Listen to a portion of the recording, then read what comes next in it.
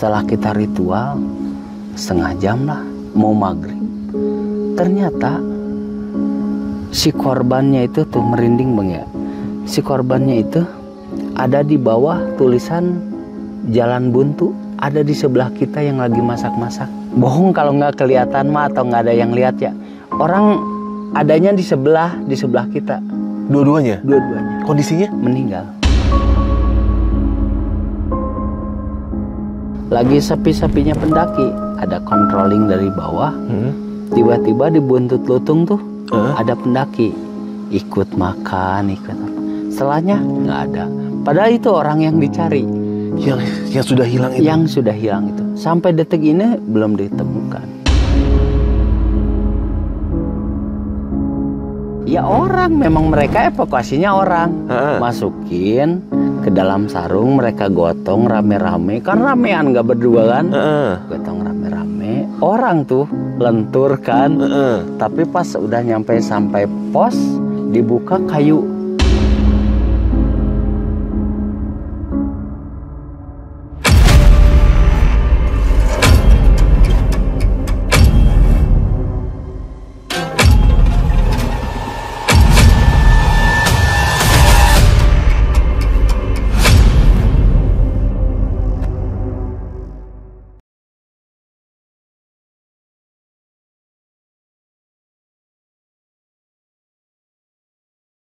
Assalamualaikum brother, ketemu lagi di channel Jajah Malam. Gue lagi ada di perkebunan teh Maleber yang legendaris. Ya, tadi gue udah angkat kisahnya tentang perkebunan itu sendiri seperti apa. Dan di sini gue sedang ditemani salah seorang ranger senior yang sudah mungkin dari era tahun 2000-an lah, 2000-an udah mulai evakuasi dan banyak banget kisah-kisahnya yang mungkin keren banget ya. Dan lu asal lu mau tahu nih, gue sebenarnya kedinginan, Bro. Ini dingin banget. Berhubung gak bawa jaket, gue bela-belain. Langsung aja lu pengen tahu orangnya siapa? Gue panggil Bang Akri, apa kabar? Baik. Sehat? Alhamdulillah. Nih, ternyata Bang Akri, gue kaget kemarin. Fansnya banyak banget. Wah, itu mah belum seberapa.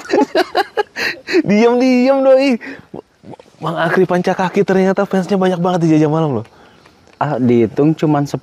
Walah, komenannya yang banyak. Bang, itu channel lu kenapa lu nggak terusin sih? Jawabannya 3 hari lagi ya. Oke.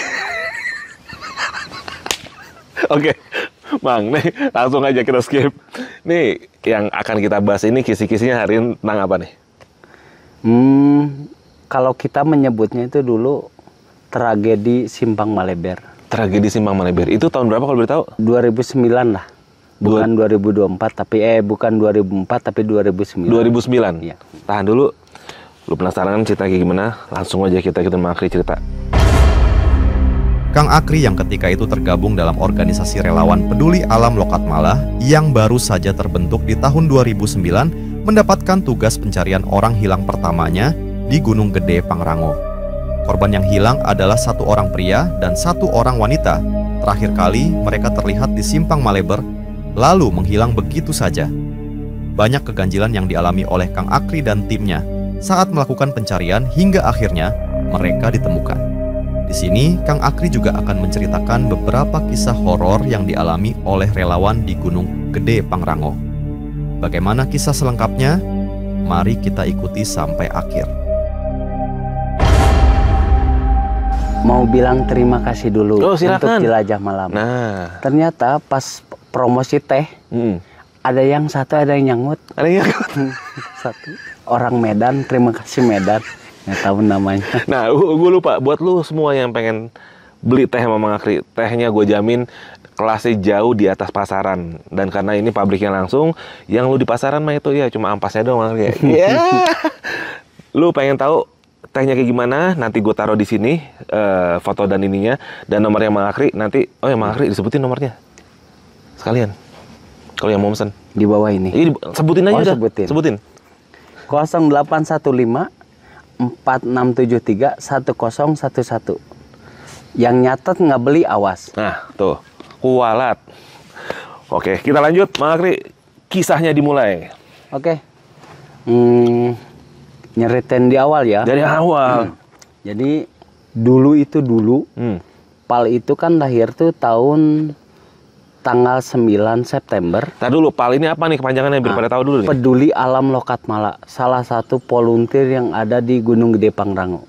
Oke. PAL itu Peduli Alam Lokat Mala. Lokat Mala itu Edelweiss, yang artinya itu bunga abadi lah yang ada di Bunga Edelweiss. Iya, bunga Edelweiss. Oke, terus? Itu. Tahu tanggal 9 bulan 9 1999. 9999. Iya. Ih. Nah itu. Jadi untuk mencapai tanggal itu tuh kita nginep dulu di Curug, Curug air terjun. Supaya sampai ke tanggal itu kita nginep di tanggal 8-nya. Di tanggal 9-nya jam 12 malam deklarasi lah. PAL waktu itu. Anggotanya berapa waktu deklarasi itu? 9. 9 orang juga? Iya, pendirinya itu 9 orang. Jadi didirikan 9 orang. Tanggal 9 bulan 9 tahun 1999. Bukan main. Ya, itu PAL. Pasang tuh di Singapura. Canda. Terus. Nah, dibentuklah itu. Jadi dibentuknya PAL itu bukan kayak volunteer lain. Kalau volunteer lain kan ada mahasiswa dari sini, ada yang dari Jakarta. Jadi kayaknya sumber ilmunya, SDM-nya itu komplit ya. Jadi pengetahuannya luas, ya luas.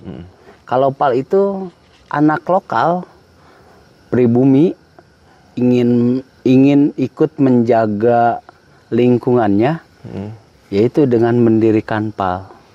Tanpa ada pelatihan? Tanpa ada. Waktu itu kita nggak kepikiran. Kita aja dulu ya. Tenda seperti apa nggak tahu, sleeping bag itu kita nggak tahu, apalagi kayak dulu ada senior dari Cibodas bawa Trangia tuh. Trangia. Nah, kita tuh kayak monyet lihat kelapa bingung, ini gimana ini? Iya itu ya. Dulu tuh PAL tuh kalau ke gunung masak ya bikin api unggun, itu ciri khasnya PAL. Gitu. Padahal nggak boleh ya bikin api unggun. Nah, didirikan itu. Singkatnya itu PAL itu mulailah maju. 2024 tuh mulai ada pendidikan dasar, tapi lokal, masih tetap lokal, masuk gitu. Nah, dari situ PAL mulai mengenal dunia lain, dunia luar. Ada petugas TNGGP main. Oh, petugas itu bentukannya kayak gini, seragamnya ini, kayak bawa pistol kayak obat nyamuk tuh, nah, kan bentuknya kayak obat nyamuk ya, gitu. Nah itu dari situ tuh, oh gini ya. Mulai tuh ada yang waktu itu tuh untuk keberlanjutan PAL lebih luas lagi. PAL itu seniornya tuh ada yang masuk GPO, ada yang masuk Montana Cibodas. Waktu GPO itu, Putri ya berarti? Iya, Gunung Putri. Nah, supaya menimba ilmu lah di sana tuh para pendirinya itu. Pas pulang ke sini mereka tuh bawa peralatan aneh, kayak keril. Buat kita aneh waktu itu. Ya tuh gini, isinya apa kan kita nggak tahu ya. Ada matras. Ternyata peralatan gunung itu mahal kan. Dulu itu pertama bawa tuh, nyebut brand nggak apa-apa? Nyebut aja. Alpina kan ya? Oh, Alpina udah gagah banget tuh. Iya, ya itu yang pertama senior di bawah tuh itu. Sama sleepingnya itu yang gede itu. Nah, itu. Dulu itu berarti bawa tendanya tuh namanya Hilary yang gede. Yang gede. Belajar, terus ngerekrut. Nah, tahun 2004 berlalu lah gitu. Nah, sudah ada pelatihan, tapi pelatihannya bukan pelatihan ngesar, bukan pelatihan air, udara, bukan. Hanya untuk masuk PAL, mau nanem, mau mungutin sampah, udah jadi anggota. Waktu itu. Itu aja syaratnya gitu. Nah, 2009 itu ada kejadian itu orang hilang. Kalau kita kan orang hilang itu kesasar atau apa. Jadi pikiran di kita tuh nggak yang orang lain kan buka peta, ini koordinatnya ini. Paham nggak? Main gerusuk aja gitu. Dan dulu itu 2009 dari petugas datang ke Maleber karena di Maleber kan sudah dideklarasikan bahwa di Maleber ada volunteer bungsu lah, bontot gitu. Datang petugas ini minta bantuan ke PAL waktu itu untuk evakuasi orang hilang lewat jalur Maleber. Hilangnya ini dia dari jalur mana nih naiknya? Jadi dulu itu naiknya lewat Putri. Oh, registernya di Putri. Kronologis terakhirnya ada satu perempuan hipo terus lari dikejar sama temennya cowok. Nah dari situ, dari Simpang Maleber hilanglah komunikasi, hilang kontak. Keduanya. Oke. Itu informasinya dari petugas kan. Waktu itu ya itu kita persiapan. Yang kita bawa waktu itu bukan sleeping bag, bukan keril, tapi karung di ransel, terus sarung kita buat sholat tuh kita jahit, 2 jahit jadi sleeping kan enak banget. Nah itu bawa makanan dulu kita itu paling yang dibawa buras. Buras sama gorengan, lemper apa? Buras bahasa Indonesianya apa? Apa tuh? Buras. Lontong. Oh, lontong. Lontong. Pokoknya lontong isinya itu oncom. Nah, itu makanan kita, nggak ada mie instan, nggak ada telur, nggak ada nugget, nggak. Pokoknya gorengan, goreng kacang teri sama lontong itu. Udah paling keren lah PAL itu dulu. Luar biasa. Naik makan pakai itu aja udah cukup lah gitu. Naiklah PAL itu. Berapa orang tuh, sorry? Dulu itu hampir 13 sama anak baru ya. Termasuk saya kan anggota baru ya, pendirinya kan ada 9. Dulu mah pendirinya semua masih belum kemana-mana, masih aktif membesarkan PAL kan gitu. Naiklah 13 orang itu. Nah, kalau teman-teman tahu itu Simpang Maleber itu punya namanya Kebun Rasamala. Kebun Rasamala. Nah, di Kebun Rasamala kita kan naiknya nggak berpikiran bahwa ngesar itu bagaimana sih, harus bagaimana cara, nggak tahu lah metodenya, nggak tahu. Pokoknya kita jalan aja, ketemu Simpang Maleber ya di situ titiknya kan gitu dulu, singkat. Nah pas di Kebun Rasamala itu kita kayak mutar-mutar pohon, satu pohon itu sampai ya beberapa kali, bisa 5 kali lah. Udah ditandain kata ketuanya, udah aman. Padahal pas dia nengok, lah ini tali yang tadi gitu. Balik lagi terus aja muter di situ.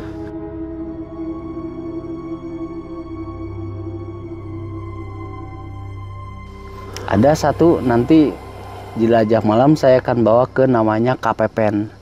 Dia adalah sejarah jalur Simpang Maleber. Nanti saya bawa. Wah, mantap. Nah, KPPN ini dulu kata dia itu salah satu pendirinya juga semua. Udah kita hadiahan dulu. Sorry, artinya hadiahan apa nih? Apa ya? Selamatan. Ritual. Oh, ritual. Ritual ala Muslim. Oke. Nah, ritual jalan, setelah ritual ternyata jalannya tuh ada di sebelah kita. Nggak jauh-jauh. Setelah doa baru kelihatan. Iya. Kita ngapain muter-muter ini, jalannya tinggal lurus gitu. Dari situ kita habis makan biasa, sampahnya dikumpulin, jalan lagi. Sampai di Cantigi Bongkok nih. Di Cantigi Bongkok itu ada salah satu pendiri, kata dia, jangan, kata dia itu kan jangan. Ternyata pas loncat, dia itu seolah kayak kata dia. Dia itu kayak naik macan hitam tuh, macan tutul hitam, kumbang. Dia itu hilang sendirian, jalannya cepat. Jalan, kelihatan kita mah jalan, tapi menurut dia itu dia nunggangi itu kumbang. Tapi yang lain mah lihat dia jalan biasa. Jalan biasa. Tapi nggak kejar. Cepet. sampai ke Simpang Maleber, dia udah nunggu di situ. Itu pun setelah beberapa jam ya, kita naik dari Cantigi Bongkok ke Simpang Maleber tuh bisa 1 jam lebih lah. Dia mah udah nunggu di situ. Cepet banget. Kalau kita melihat jalan gini kan, tapi buat dia mah kayak gini. Kayak nunggang macan. Iya, dibawa lari. Udah. Itu namanya Kang Wanto. Kang Wanto. Iya. Itu udah. Singkatnya sampai Simpang Maleber karena tujuan kita itu informasinya dari petugas Simpang Maleber. Disitulah kita buka peralatan kan. Simpang Maleber. Di situ juga udah ada volunteer lain kan di Simpang Maleber. Tapi bedanya Pal waktu itu tuh mainnya insting ya. Kalau volunteer lain ada kompas, ada peta, udah lengkap lah gitu mereka. Nah kita mah bodo amat kan waktu itu mah, bukannya nggak mau belajar tapi memang nggak tahu kan gitu. Bentuknya pun baru tahu, apalagi fungsiinnya kan gitu. Udah di situ kita fokus. Briefing terakhir itu si korban itu ada di Simpang Maleber, udah di situ. Nah dari situ kita gelar lah rame gitu, mencar di sekitaran Simpang Maleber. Dari mulai ada jalur lama kan ke atas, terus ke Simpang Malebernya juga di ini lagi kan disebar, nggak ada lah. Nah ditanyalah kan ada temennya tuh yang ikut lagi lewat Gunung Putri. Nah jadi ini sorry temennya survivor nih. Iya. Oke. Pas nyampe di situ ditanya lagi sama petugas tuh, si anak perempuannya ini dia lari dari mana? Kan dari alun-alun timur itu pas rata itu. Nah larinya itu dari sana, lari ke bawah, dikejar sama temennya, hilangnya di Simpang Maleber. Dua-duanya. Yang dikejar sama yang ngejar sama-sama hilang? Hilang. Dan teman-temannya yang lain bukan dia mengejar juga, tapi hilangnya di situ. Nah, temennya yang 2 orang nunggu di Simpang Maleber, yang 2 orangnya lagi 6 orang ya pendaki ini, 6 orang, 2 hilang, 2 nunggu, 2 turun, minta bantuan ranger. Ya, laporan. Habis itu, nah ketua PAL kan waktu itu memang dia pengen segala sesuatunya itu kita harus menemukannya apapun kondisinya. Jadi agak ngotot biar keren lah, PAL itu biar keren waktu itu. Lagi nyari nama. Lagi nyari nama. Nyebar lah. Waktu itu jam 4 itu udah tuh stuck semua, kehilangan jejak udah. Yang lain bubar nyari, PAL diam di posnya itu, pos Simpang Maleber. Di situ PAL gelar masak segala macam, perbekalan apa dikeluarin segala macam gitu. Nah kita masak, ketawa ketiwi gitu, gimana strateginya. Jam 5 datanglah rombongan dari Cibodas, dari atas kan turun, bawa dulu masih ada api apa gitu, sesepuhnya Cibodas kan. Apa Montana Cibodas? Petugas. Oh petugas. Iya datang di situ. Karena kenapa harus Simpang Maleber waktu itu? Karena titik terakhirnya juga Simpang Maleber. Dari informasi terakhirnya hilang di Simpang Maleber. Masuk situ Simpang Maleber, kita ritual lagi kayak tadi. Doa bersama. Doa bersama. Ya waktu itu kata temannya, kalau memang tidak ada, ya dia minta didoakan lah kan gitu. Kalau nggak ketemu, tapi kata satunya lagi, enak aja. Ntar kita ngomong ke orang tuanya bagaimana, banyaklah perdebatan di situ. Setelah ritual, kebayang nggak bang?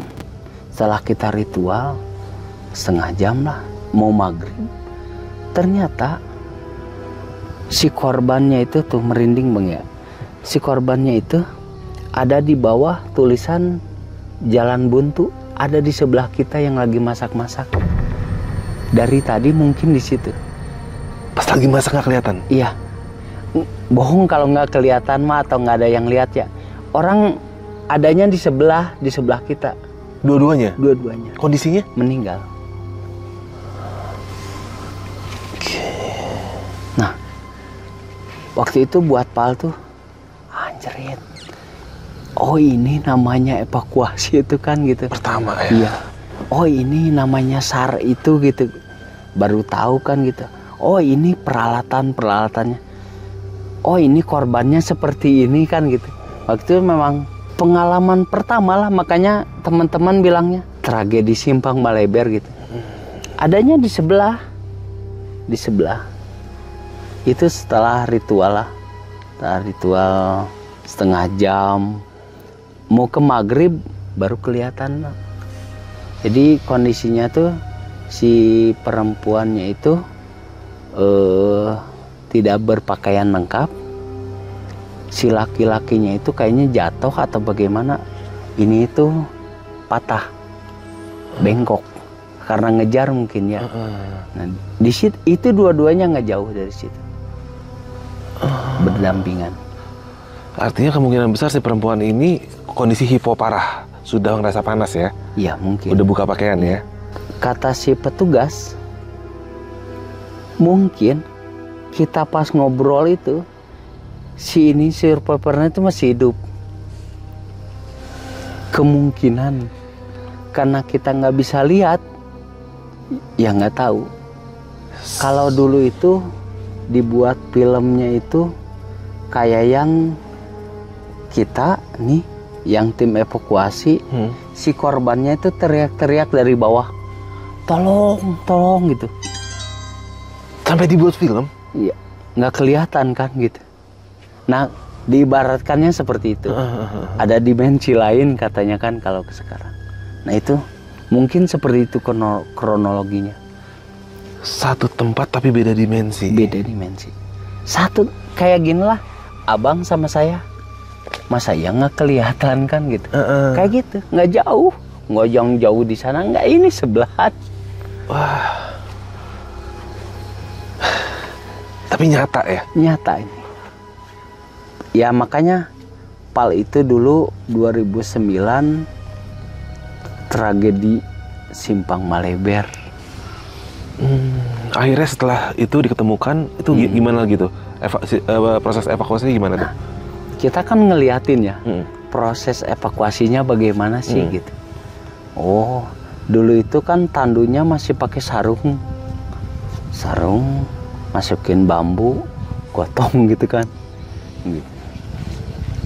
Dulu buat kita orang-orang super itu ya orang Gunung Putri kan, tapi karena ya itu kembali lagi ke ketua Pal, pokoknya kita harus paling eksis. Jadi dari atas sampai bawah, sampai Gunung Putri, Pal yang bawa. Iya beneran. Terus saking kuat-kuatnya kan kita sampai bawah. Karena kan waktu itu memang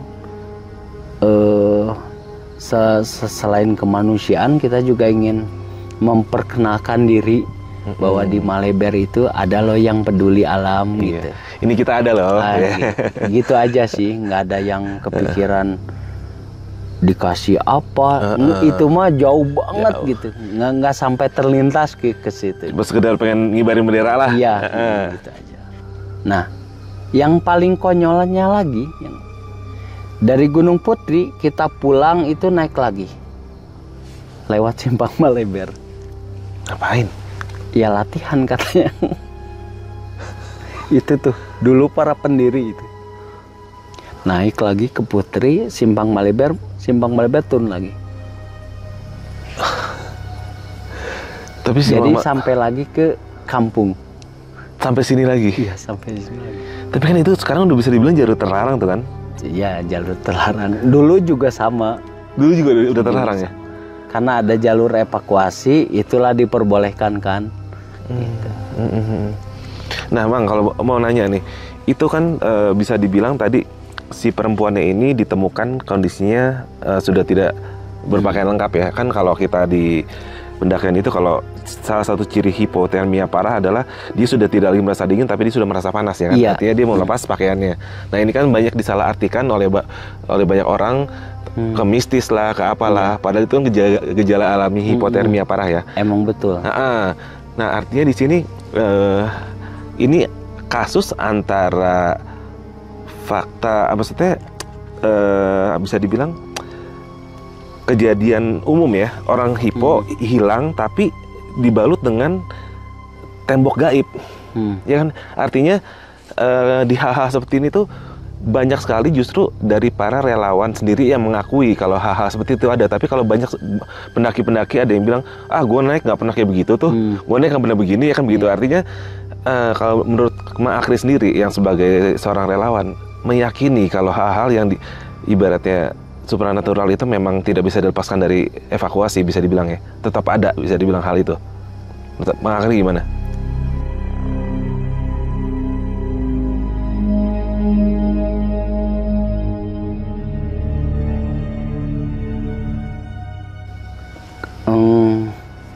Kita ngomongin pengalaman ya. Pengalaman, iya, dari pengalaman Akri. Dari Sukabumi, Salabintana, teman-teman Pantera, teman-teman Gunung Putri, teman-teman dari Montana, baik dari Igal Bogor. Kalau evakuasi itu yang mereka temukan itu yang sudah meninggal, kebanyakan.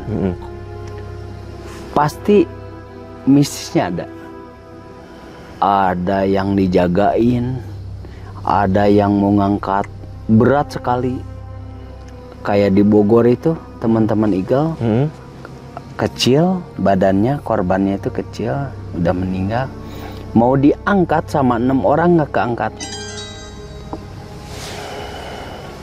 Itu cerita teman-teman dari Bogor, nggak keangkat sama sekali. Nah, gangguan itu tuh bisa terjadi di Cibodas, bisa terjadi di Gunung Putri. Kalau teman-teman Cibodas tuh dulu kalau evakuasi pasti sambil kesurupan. Digendong pasti sambil kesurupan. Yang kesurupan siapanya nih? Si survivornya, si korbannya. Jadi di panjang-cangan sampai ke bawah itu dia kesurupan. Ada yang nyekik lah, ada yang teriak-teriak lah, banyak gitu. Sama dengan Gunung Putri. Gunung Putri ada yang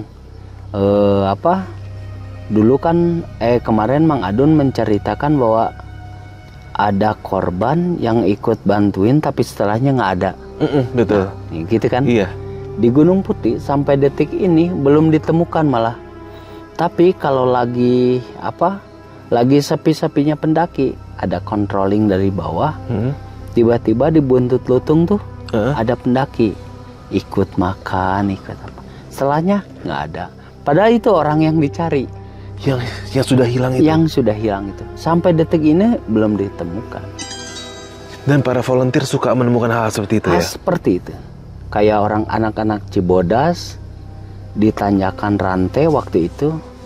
Jadi ada salah satu senior Montana punya pacarnya itu laki-laki jatuh ke kawah.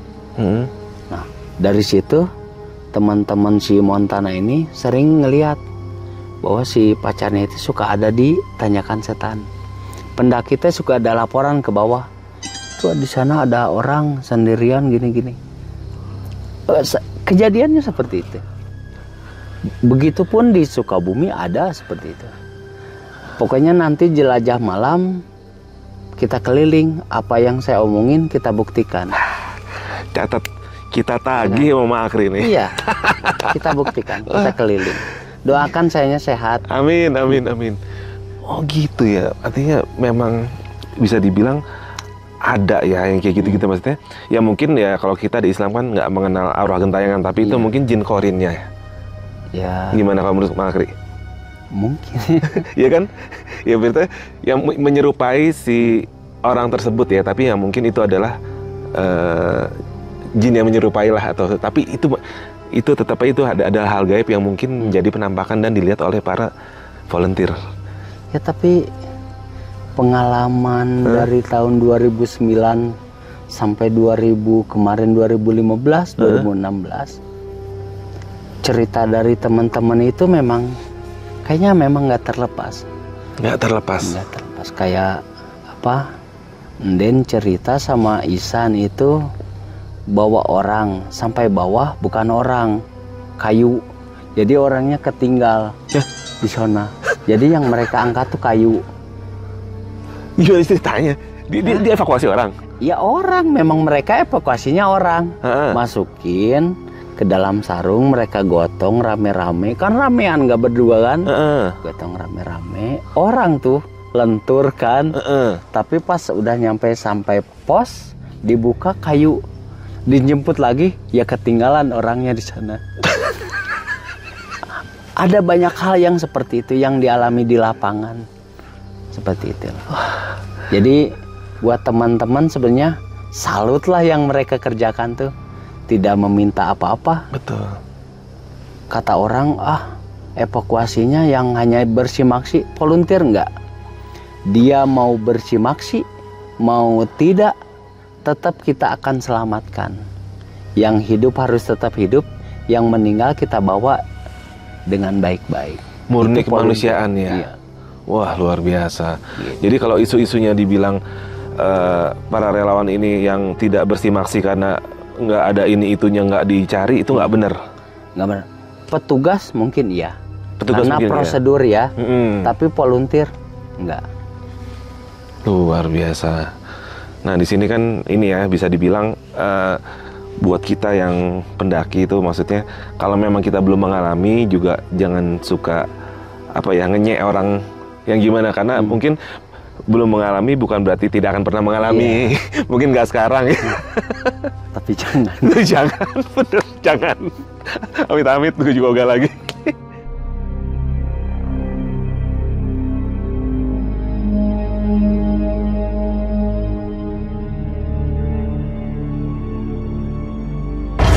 Nah, dulu kan rumah nanti kita datengin ya, kita shoot. Itu adalah rumah dulu, kata orang tua dulu tuh rumah peninggalan kampung dahulu ya, Cihulang itu. Nah itulah. Jadi dulu itu katanya tuh Pak Karno tuh pernah ke situ, ke rumah itu. Ada nanti kita lihat coba di situ. Jadi dan suasananya bedanya. Beda pokoknya. Nah itu di situ. Nah setelah sampai situ, dulu tuh masih ada almarhum Mbah Oman kuncennya.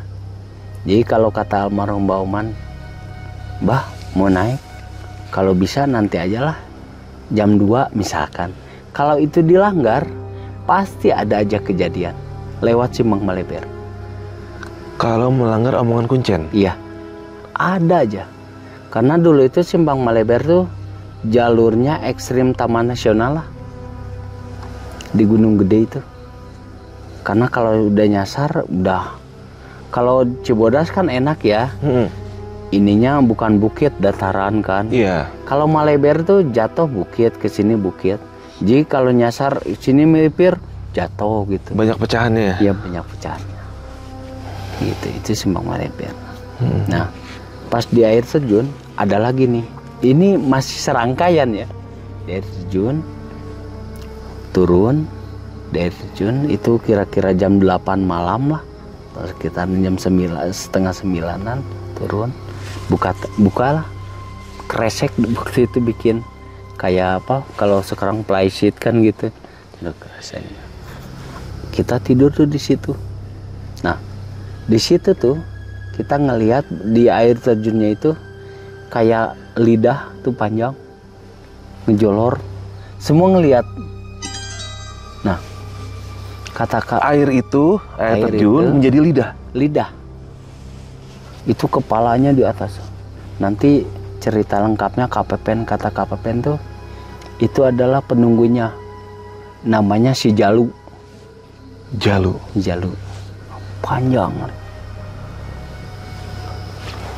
Panjang. Nah, nggak jadi kita tidur di sana. Jam 12 pulang, tidurnya di atas. di rumah atas. Nah, pulang di rumah atas, kan almarhum Abah itu tinggal sama istrinya berdua, sama emak. Nah, tiba-tiba emaknya subuh minta dianterin. Nah, yang nganterin saya sama Adun, nanti bisa konfirmasi. Saya sama Adun tuh subuh turun ke bawah nganterin. Udah nyampe bawah, udah mak, udah. Tahu nggak? Jadi emak itu meninggal jam 10 malam. Emak itu meninggal jam 10 malam. Dan udah dibawa ke bawah. Jam 10 malam tuh udah di bawah. Kita lagi di Curug teh, mama sudah ditarik ke bawah. Oh gitu. Jadi subuh yang saya anterin nggak tahu siapa. Dan nggak ada yang tahu kalau dia udah meninggal. Nggak ada yang tahu, kita mau tidur aja gitu di rumah Abah kan waktu itu. Cuman Abahnya nggak ada emak aja minta anterin subuh ke bawah. Saya sama Adun tuh nanti bisa konfirmasi. Sama Adun. Nganterin si emak? Iya, sampai bawah. Udah di bawah, udah aja kita mau berangkat lagi gitu. Belanja apa buat bawa lagi ke atas. Tapi kita nggak jadi lagi ke atas karena pas paginya yang di atas pada turun, emak meninggal gitu. Lemes dong mas. Iyalah. Waktu itu sama Adun sampai terus kita ketawa ketiwi, pantesan beda raut wajahnya, beda. Biasanya emak bawel jadi enggak kan gitu. Cenderung diem. Iya, cenderung diem. Tapi kita bertiga gitu jalan sama emak. Pokoknya pas di air terjun, emak meninggal jam 10 di atas, meninggalnya di atas, di rumah atas. Cuman langsung ditarik sama keluarganya ke bawah. Kan ditinggal di situ teh ada anaknya, kan bukan di rumah itu tapi di bawahnya ada anaknya. Langsung dibawa tuh ke bawah. Kita mah masih di Curug. Nah, Akang sampai tempat emak perkiraan jam berapa? Jam 4 nyampe jam 5 lah. Sejam kan jalan dari atas ke bawah. Kita udah nggak mikir apa-apa. Nyampe emak ke bawah, nggak sampai rumahnya. Kalau sampai rumahnya mungkin kita tahu ya. Kita tahu. Iya. Nggak sampai bawah, udah kita balik lagi beli beras, beli apa gitu buat ke atas. Tiba-tiba pas kita mau berangkat lagi, yang di atas turun. Emak itu udah meninggal katanya. Nah itu jam 10. Ya itu, maaf mak diomongin. Udah mau gimana lagi, emak tuh. Dia ngomongnya apa? Minta dianterin ngomongnya gimana? Anterin emak ke bawah yuk, cina. Anterkan malah ke handap gitu. Terus saya nunarungguan, cina. Udah ada banyak yang nungguin gitu. Udah anterin kita mah gitu. Nah itu tragedinya tuh setelah kita, kalau buat saya orang ya junior banget lah, baru anak kecil gitu.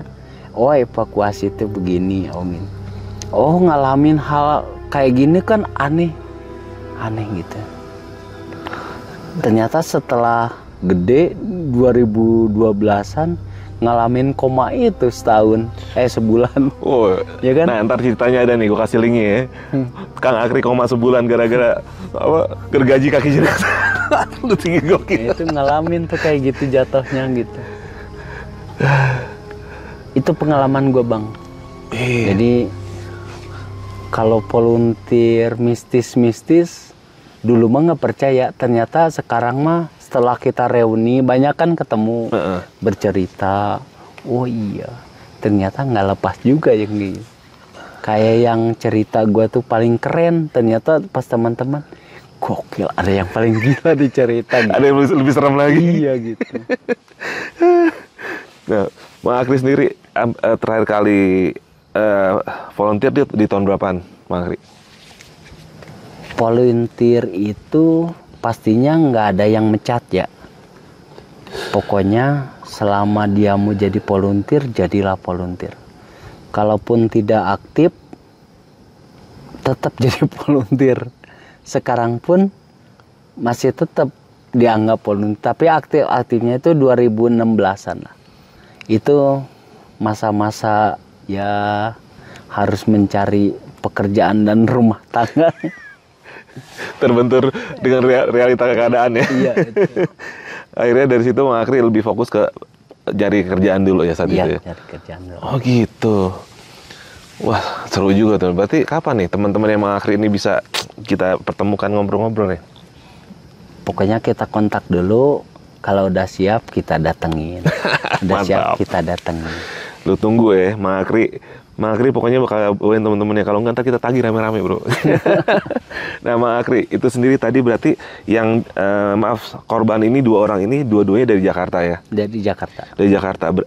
Akhirnya analisanya tuh yang satu terjatuh, yang satu hipo. Yang satu yang perempuan dipastikan hipo. Karena dia buka bajunya itu udah di alun-alun. Ngelempar baju sambil larinya itu di alun-alun timur. Udah halusinasi ya? Iya. Udah halusinasi itu. Itu baru hipo kan? Benar gitu. Bukan yang hanya kedinginan bilangnya hipo gitu. Padahal kedinginan biasa gitu. Kedinginan belum makan, lapar termia. Bukan hipotermia, lapar termia. Nah Mang Akri, nah sebelumnya nih saya dari tim Jajah Malam nih ngucapin makasih banget nih. Mang Akri udah cerita. Siap. Sebelumnya, tapi ya, ntar dulu. Abis ini kita cerita lagi. Kita tunggu Mang Akri di cerita selanjutnya. Oke bro. Gua Afif dari Jajah Malam dan Mang Akri, kita undur diri dulu. Hah? Kita undur diri dulu. Ayo. Sampai ketemu di episode selanjutnya. Assalamualaikum warahmatullahi wabarakatuh. Gue kedinginan cuy, dingin banget asli. Asli dingin banget.